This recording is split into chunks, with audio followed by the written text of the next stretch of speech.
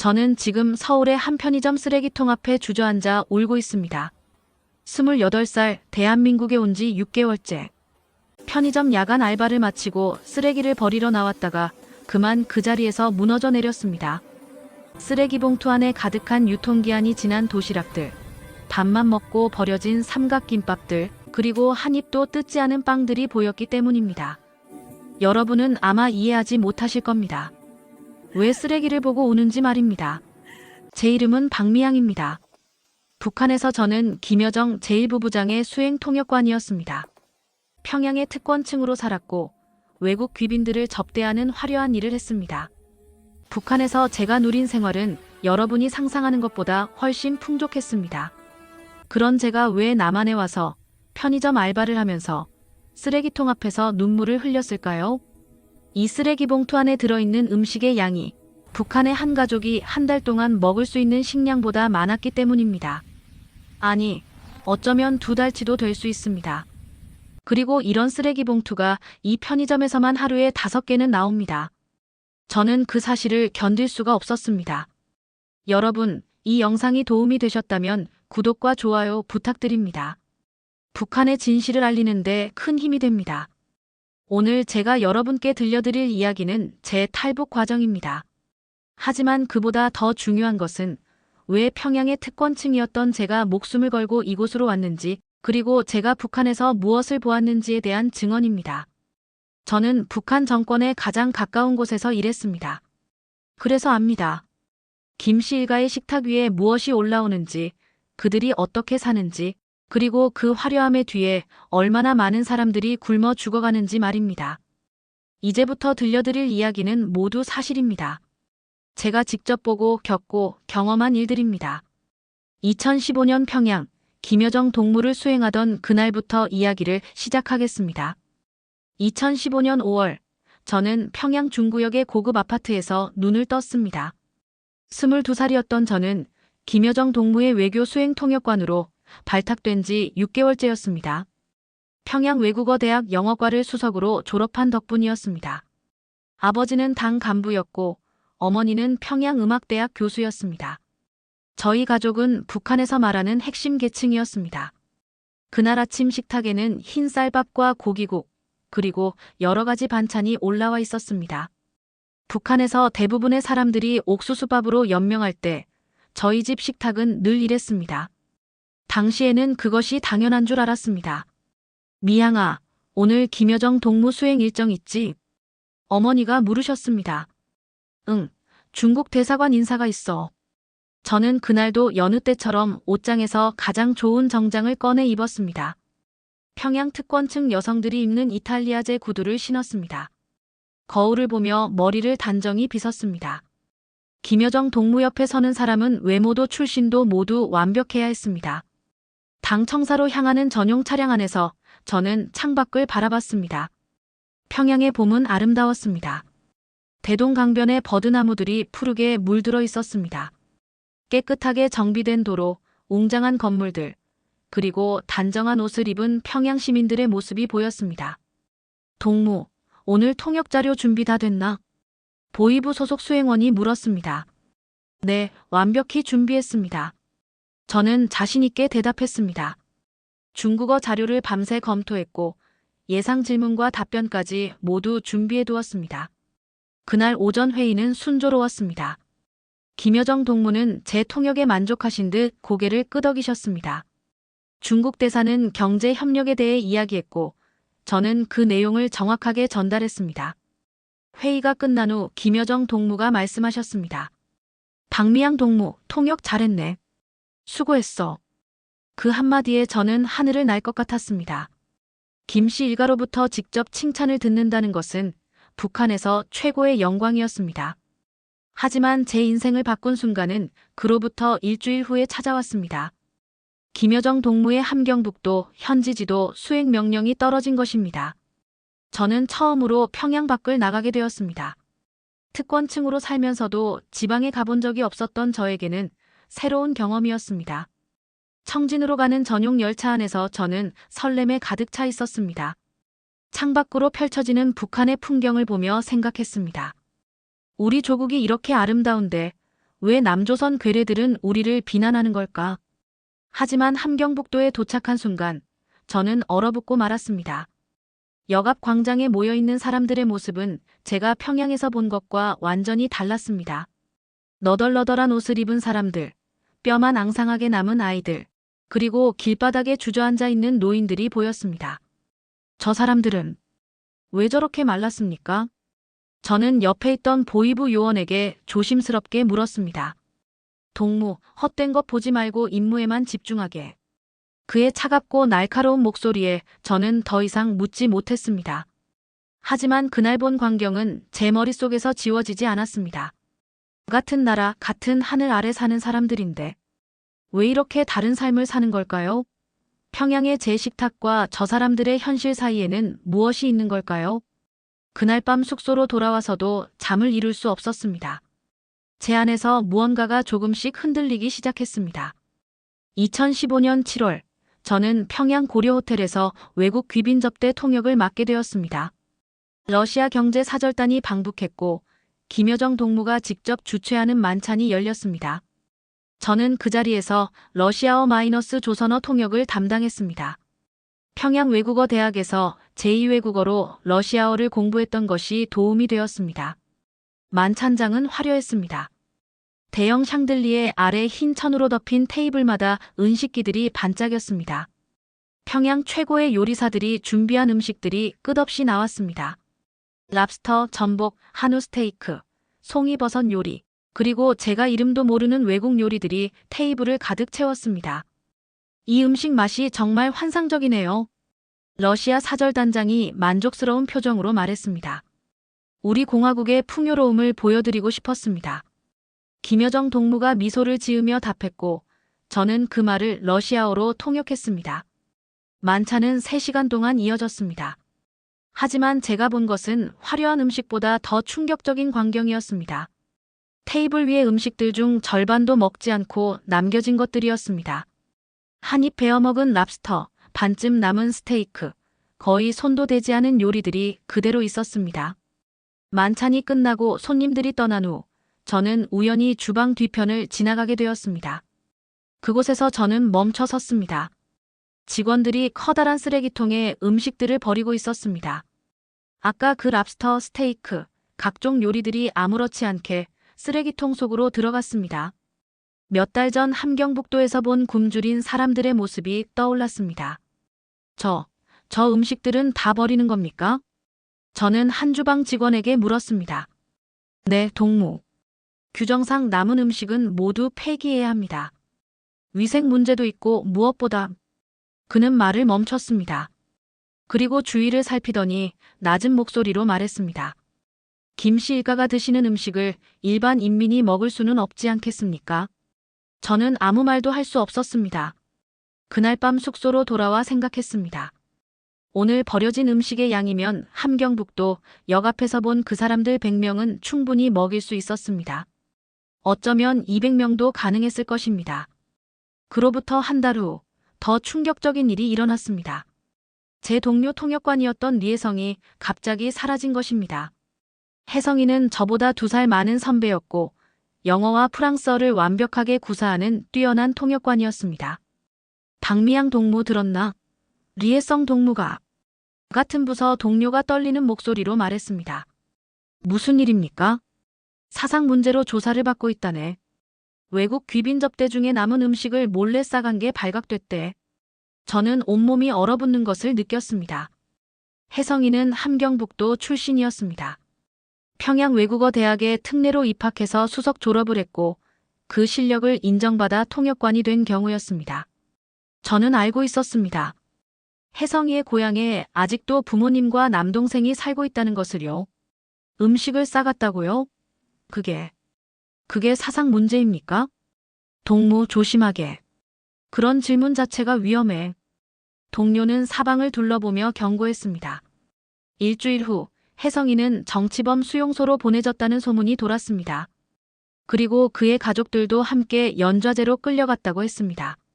남은 음식 몇 점 때문에 한 가족 전체가 사라진 것입니다. 저는 그날 밤 처음으로 생각했습니다. 이게 정말 옳은 일인가? 버려지는 음식을 가족에게 가져간 것이 죄인가? 굶주리는 사람들을 외면하고 음식을 버리는 이 체제가 과연 정의로운가? 하지만 그런 생각을 입 밖으로 낼 수는 없었습니다. 혜성이의 운명이 제게 명확한 경고였습니다. 이 나라에서 의문을 갖는 것 자체가 범죄였습니다. 그날 이후 저는 만찬 행사마다 참석할 때마다 괴로웠습니다. 화려하게 차려진 음식들을 보며 그리고 그것들이 쓰레기통으로 들어가는 것을 보며 저는 조금씩 무너져 내렸습니다. 제 안에서 무언가가 완전히 깨져버렸습니다.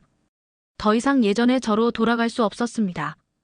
2016년 2월, 저는 리혜성의 가족이 어떻게 되었는지 알게 되었습니다.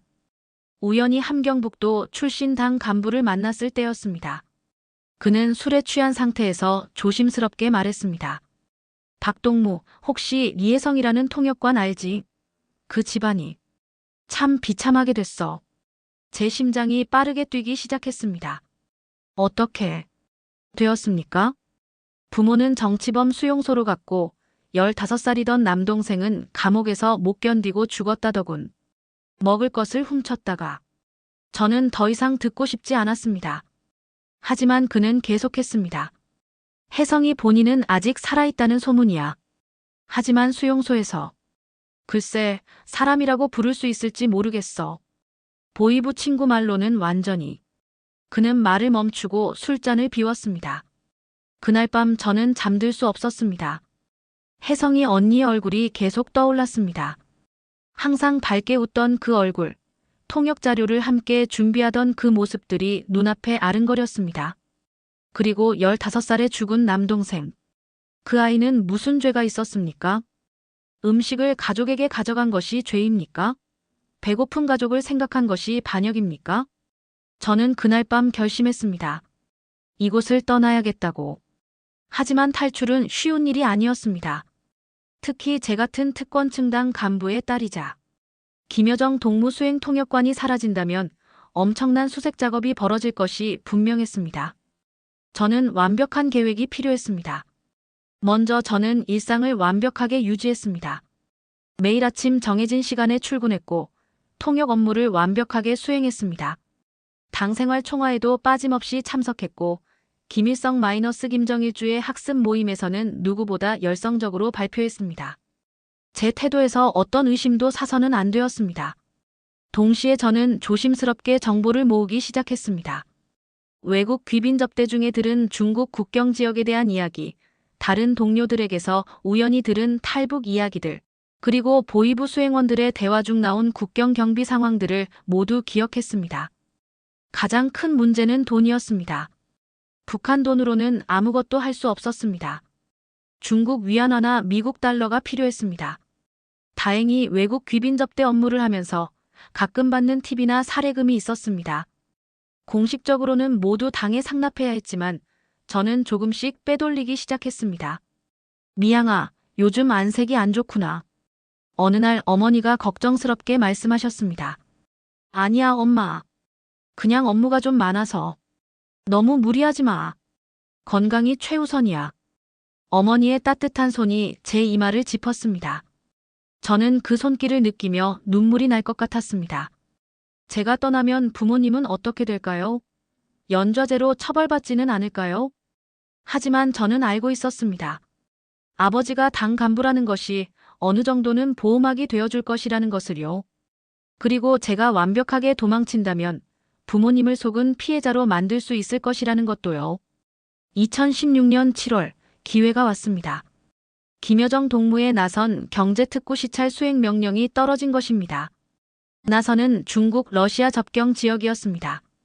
저는 이것이 제 마지막 기회라는 것을 알았습니다. 저는 준비를 시작했습니다.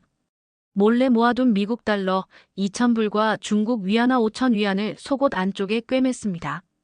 작은 나침반과 중국 지도를 얇은 플라스틱으로 싸서 신발 깔창 밑에 숨겼습니다. 그리고 중국에서 연락할 수 있는 브로커의 전화번호를 외웠습니다. 그 번호는 예전에 탈북을 시도했다가 잡힌 사람의 신문 기록에서 본 것이었습니다. 출발 전날 밤, 저는 부모님 방문을 열었습니다. 엄마, 아빠. 왜 그러니, 미양아. 아무것도 아니야. 그냥 사랑해요. 갑자기 왜 이러니? 무슨 일 있니? 아버지가 의아한 표정으로 물었습니다. 아니야. 나선 출장이 좀 길어질 것 같아서요. 미리 인사드리는 거예요. 저는 웃으며 방을 나왔습니다. 그것이 부모님을 본 마지막이었습니다. 2016년 7월 15일, 저는 나선행 전용 열차에 올랐습니다. 가방 안에는 업무 자료와 함께 제 새로운 인생이 숨겨져 있었습니다. 열차가 출발하는 순간, 저는 창밖을 보며 생각했습니다. 다시는 돌아오지 않을 것입니다.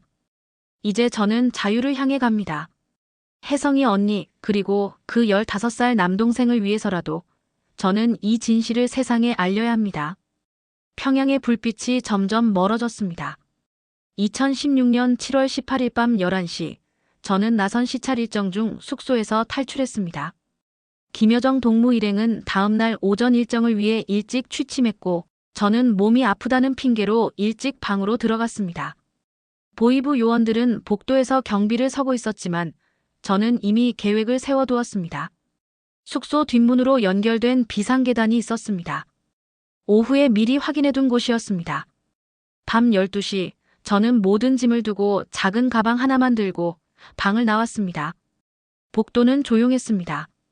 심장이 터질 것 같았지만 걸음은 침착하게 유지했습니다. 비상계단 문을 열었을 때 삐걱거리는 소리가 났지만 다행히 아무도 나오지 않았습니다.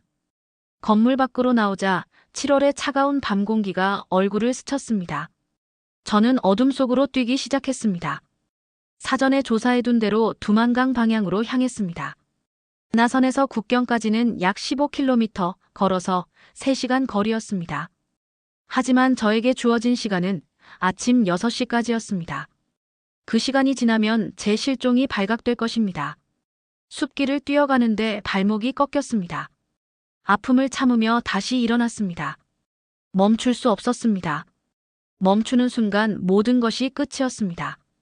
새벽 2시쯤 저는 국경 철조망 근처에 도착했습니다.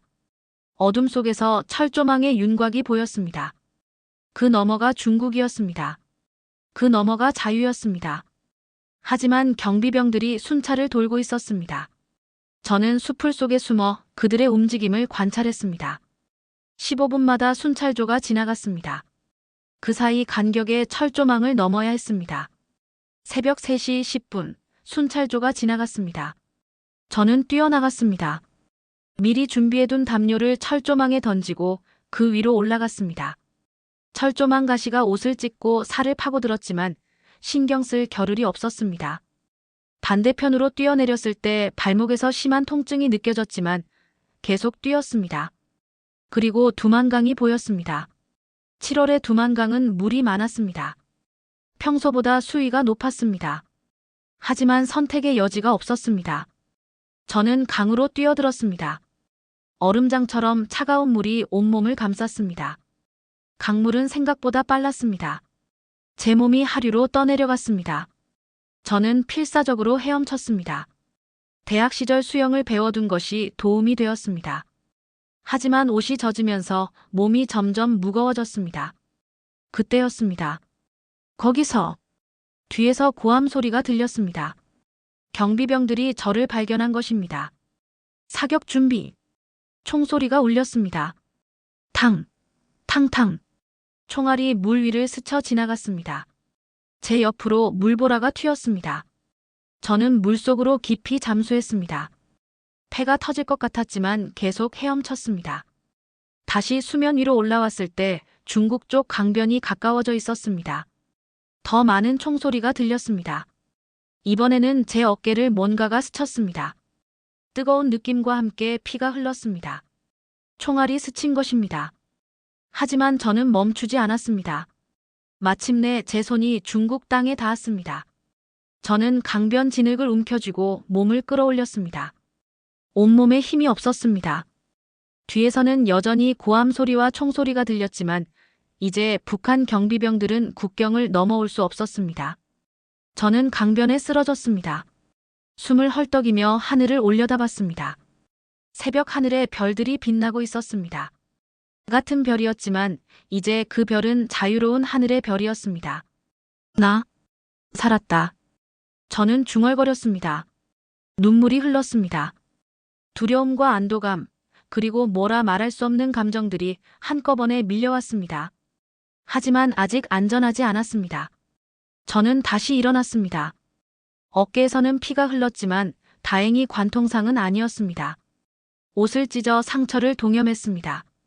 그리고 미리 외워둔 방향대로 걷기 시작했습니다. 중국 연변 지역의 한 조선족 마을을 향해서였습니다. 동쪽 하늘이 밝아오기 시작했습니다. 제 뒤로 북한 땅이 점점 멀어졌습니다. 그곳에는 제 부모님이, 제가 알던 모든 사람들이, 그리고 제 지난 22년의 인생이 남아 있었습니다. 어머니, 아버지, 죄송합니다. 하지만 저는 살고 싶었습니다.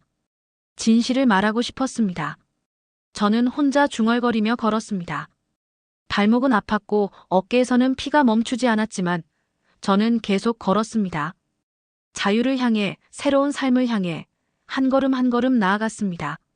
새벽 6시, 저는 중국 연변 지역의 한 조선족 마을에 도착했습니다.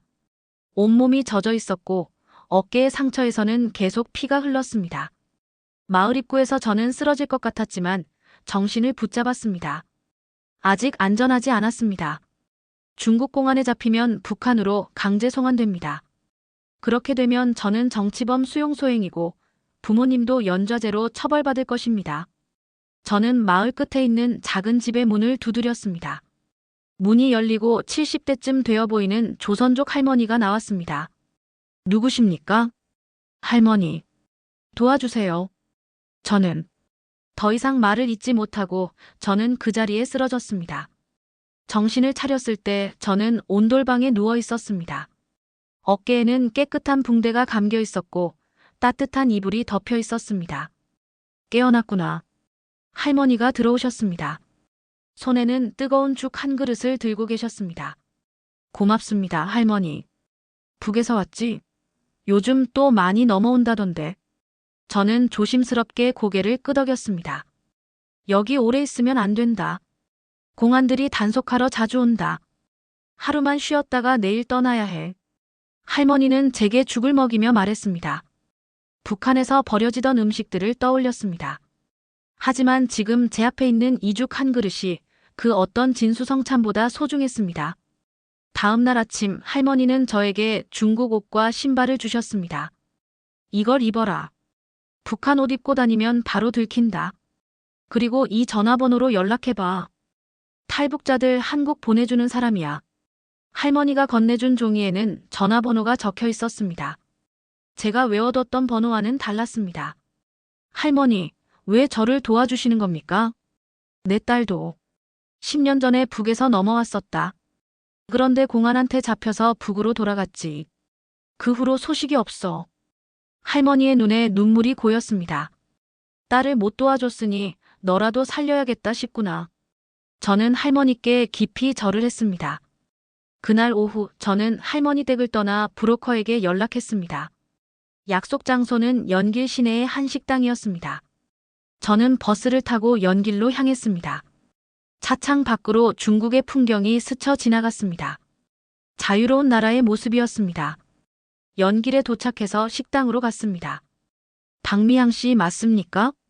40대 중반의 조선족 남자가 다가왔습니다. 네, 맞습니다. 한국 가려면 돈이 필요합니다. 얼마 있습니까? 저는 속옷에 숨겨둔 돈을 꺼냈습니다. 미국 달러 2,000불과 중국 위안화 5,000 위안이었습니다. 이게 전부입니까? 한국까지 가려면 최소 5,000불은 있어야 하는데. 브로커의 표정이 어두워졌습니다. 제발 도와주십시오. 저는 김여정 수행통역관이었습니다. 한국 정부에서 원하는 정보를 많이 가지고 있습니다. 브로커의 눈빛이 변했습니다.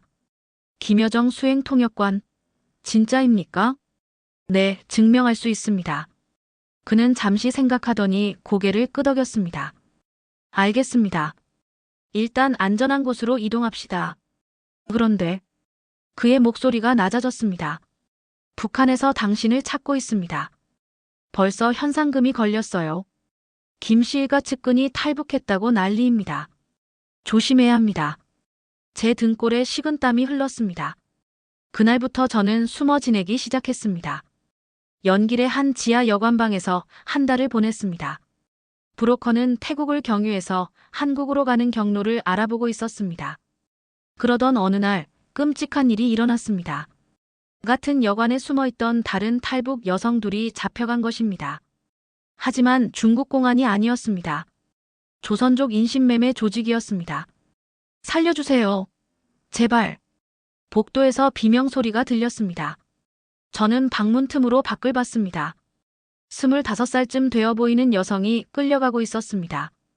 그녀는 제가 여관에서 몇 번 마주쳤던 사람이었습니다. 함경도에서 왔다고 했습니다. 조용히 해. 중국 농촌으로 시집 가는 것뿐이야. 자꾸 저항하면 더 안 좋은 곳으로 팔아버릴 수도 있어. 남자들의 거친 목소리가 들렸습니다. 저는 방문을 열고 나가려 했습니다. 하지만 브로커가 제 입을 막았습니다. 조용히 하세요. 당신까지 잡힙니다. 저는 그의 손을 뿌리치려 했지만 힘이 없었습니다. 복도에서는 여전히 비명 소리가 들렸습니다. 그리고 점점 멀어졌습니다. 그날 밤 저는 울었습니다. 북한을 탈출해서 자유를 찾으려 했던 그 여성은 결국 또 다른 지옥으로 팔려갔습니다. 저는 그녀를 도울 수 없었습니다. 아니, 도우려 하지 않았습니다. 제 안전이 더 중요했기 때문입니다. 제가 비겁한 겁니까?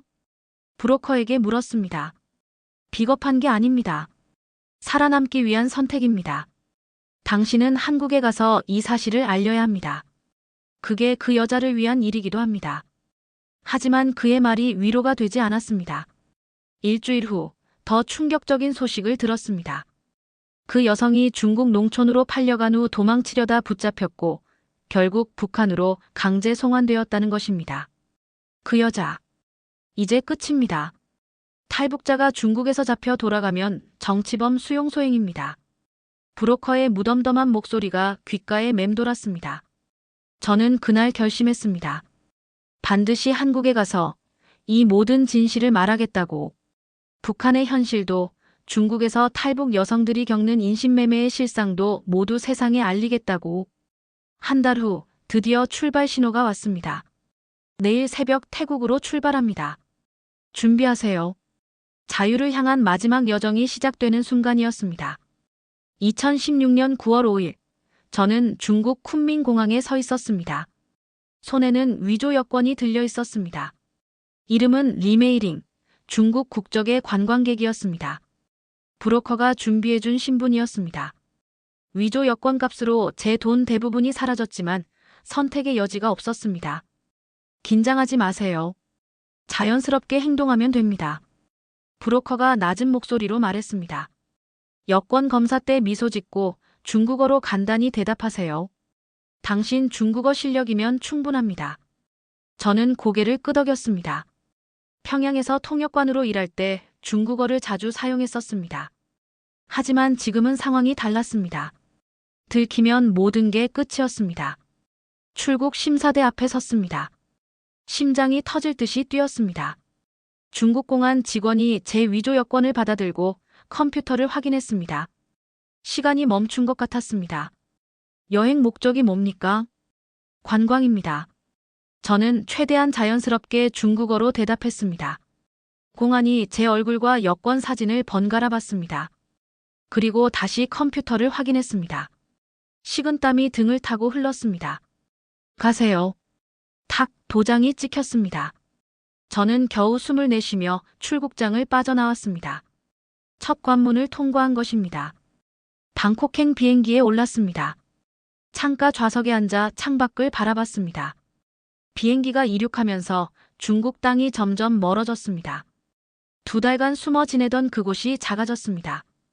그리고 그 너머 북한도 있었습니다. 이제 정말 돌아갈 수 없구나. 눈물이 흘렀습니다. 부모님 얼굴이 떠올랐습니다. 지금쯤 저 때문에 얼마나 고통받고 계실까요? 조사를 받고 계실까요?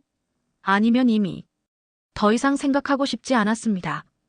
5시간 후 방콕 수완나품 공항에 도착했습니다. 브로커가 알려준 대로 공항 밖에서 다른 조력자를 만났습니다. 그는 저를 방콕 외곽의 한 게스트하우스로 데려갔습니다. 여기서 일주일 기다리세요. 한국 대사관에 연락해서 절차를 밟을 겁니다. 일주일이나 걸립니까? 당신은 특별한 케이스입니다.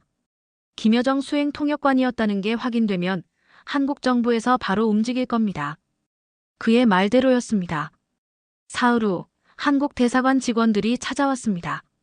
그들은 제 신원을 확인하기 시작했습니다. 김여정 부부장의 통역관이었다는 게 사실입니까? 네, 사실입니다. 증명할 수 있습니까? 저는 제가 아는 모든 정보를 말했습니다. 김여정의 일정, 그녀의 말투, 외국 귀빈 접대 내용, 당 청사 내부 구조, 그리고 그녀가 자주 사용하는 특정 표현들까지 상세히 설명했습니다. 대사관 직원들의 표정이 진지해졌습니다. 서울에서 전문가들이 올 겁니다. 며칠만 더 기다려주세요. 일주일 후 국가정보원 직원들이 방콕에 도착했습니다. 그들은 저를 대사관으로 데려가 정밀한 조사를 시작했습니다. 2015년 7월 김여정 부부장이 러시아 사절단을 만났을 때 무슨 이야기를 나눴습니까? 평양 고려 호텔에서 만찬이 있었습니다. 경제 협력에 대해 논의했고, 저는 기억나는 모든 것을 자세히 말했습니다. 누가 참석했는지, 어떤 음식이 나왔는지, 어떤 대화가 오갔는지 모두 설명했습니다. 조사는 3일 동안 계속되었습니다. 김여정 부부장의 성격은 어떻습니까? 매우 냉철하고 완벽주의적입니다. 작은 실수도 용납하지 않습니다. 김정은 위원장과의 관계는 매우 가깝습니다. 오빠를 깊이 신뢰하고 존경하는 것처럼 보였습니다. 마침내 조사가 끝났습니다. 박미양 씨, 당신의 신원이 확인되었습니다. 내일 인천으로 출발합니다. 그날 밤 저는 잠을 이룰 수 없었습니다. 내일이면 대한민국 땅을 밟게 됩니다. 자유로운 나라, 인권이 보장되는 나라, 굶주림이 없는 나라로 가는 것입니다. 2016년 9월 21일 인천국제공항행 비행기에 올랐습니다. 비행기 안에서 저는 계속 창밖을 바라봤습니다. 구름 위로 햇살이 쏟아졌습니다. 아름다운 광경이었습니다. 혜성이 언니, 당신의 15살 남동생, 그리고 중국에서 인신매매당한 그 여성, 북한에서 굶주리는 모든 사람들. 제가 여러분의 이야기를 하겠습니다. 3시간 후 기장의 안내방송이 나왔습니다. 승객 여러분, 곧 인천국제공항에 착륙하겠습니다. 비행기가 고도를 낮췄습니다. 창밖으로 서해가 보였습니다. 그리고 한국 땅이 보이기 시작했습니다. 불빛들이 반짝였습니다. 밤임에도 불구하고 도시 전체가 환하게 빛나고 있었습니다. 북한에서는 밤이 되면 평양 일부를 제외하고는 모두 어둠에 잠깁니다. 전기가 없기 때문입니다. 하지만 여기는 달랐습니다. 온 나라가 빛으로 가득했습니다. 비행기 바퀴가 활주로에 닿는 순간 눈물이 쏟아졌습니다. 드디어 도착했습니다. 공항 입국장에서는 국정원 직원들과 통일부 관계자들이 기다리고 있었습니다. 대한민국에 오신 것을 환영합니다. 박미양 씨. 그 말을 듣는 순간 저는 그 자리에 주저앉아 울고 말았습니다. 2달간의 도피, 공포, 죄책감, 그리고 희망이 한꺼번에 터져나왔습니다.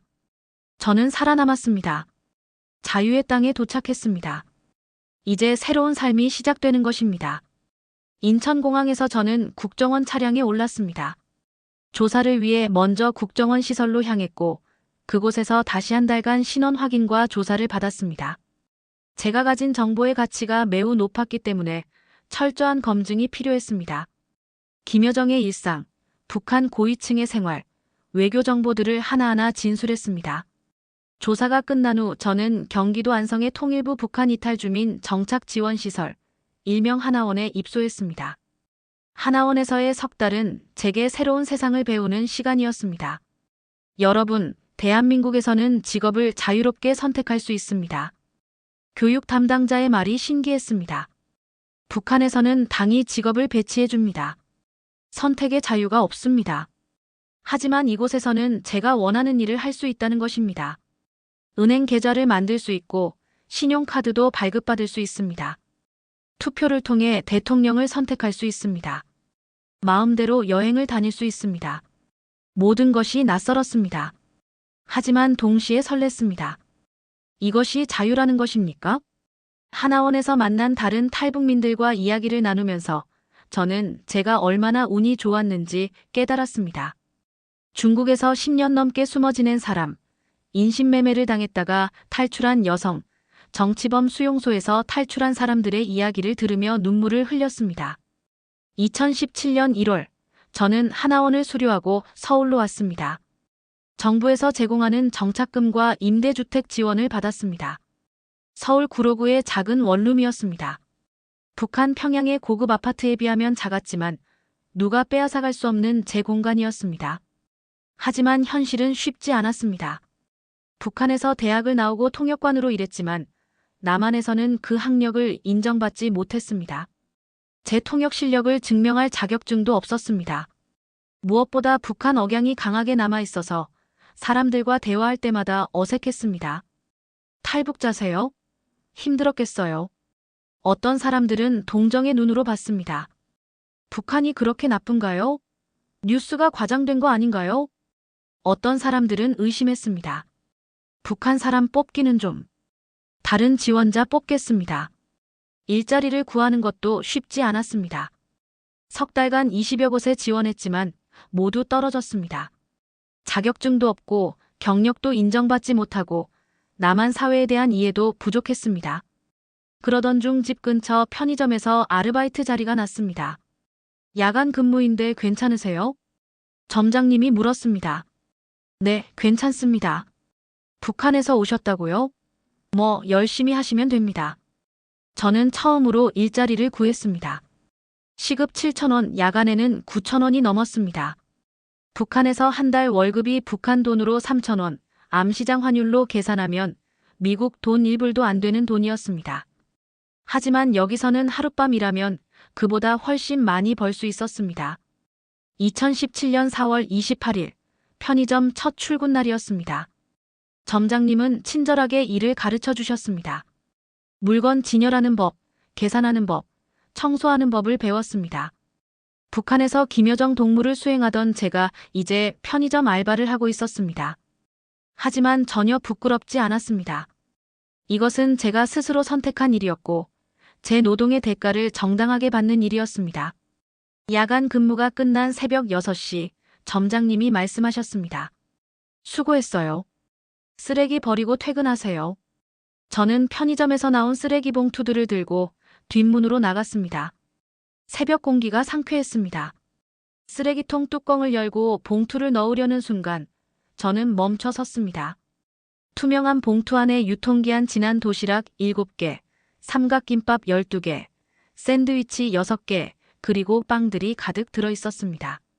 손이 떨렸습니다. 저는 천천히 쓰레기 봉투를 열어봤습니다.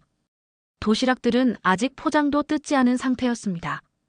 유통기한이 하루 지났을 뿐이었습니다. 삼각김밥들도 멀쩡했습니다. 이 음식으로 북한 가족 한 명이 한 달은 먹을 수 있겠구나. 아니, 2달도 가능할 것입니다. 함경북도 역 앞에서 본 그 아이들, 혜성이 언니의 가족, 제가 본 굶주린 사람들의 얼굴이 떠올랐습니다. 저는 그 자리에 주저앉았습니다. 눈물이 멈추지 않았습니다. 여기서는 유통기한 하루 지났다고 멀쩡한 음식을 버립니다. 하지만 북한에서는 사람들이 풀뿌리를 캐먹다가 죽어갑니다. 나무 껍질을 삶아 먹다가 죽어갑니다.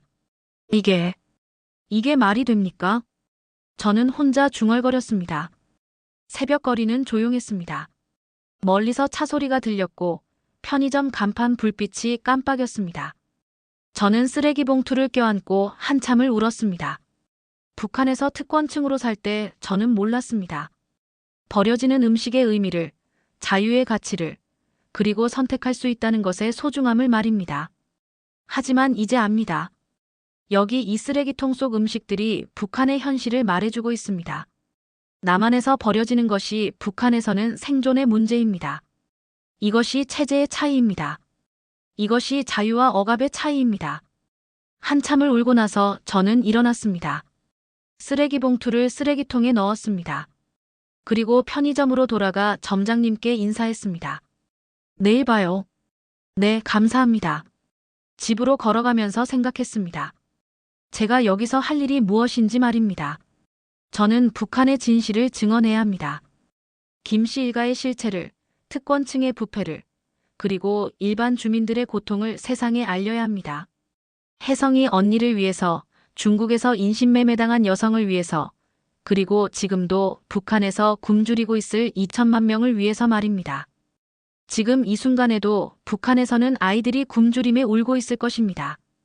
지금 이 순간에도 정치범 수용소에서는 사람들이 고문당하고 있을 것입니다. 지금 이 순간에도 누군가는 국경을 넘으려다 총에 맞아 죽어가고 있을 것입니다. 하지만 저는 살아남았습니다. 자유를 얻었습니다. 그렇다면 이제 제 의무는 명확합니다. 그들의 목소리가 되는 것입니다. 여러분, 이것이 제 이야기입니다. 김여정 통역관 출신 탈북자 박미양의 증언입니다. 이 이야기를 많은 사람들에게 알려주십시오. 북한의 진실을, 자유의 소중함을, 그리고 아직도 고통받고 있는 사람들의 현실을 함께 나눠주십시오. 감사합니다. 그리고 북한에 계신 어머니, 아버지, 제가 여기서 잘 살고 있습니다. 언젠가는 자유로운 땅에서 다시 만날 수 있기를 바랍니다. 그날까지 저는 계속 증언하겠습니다.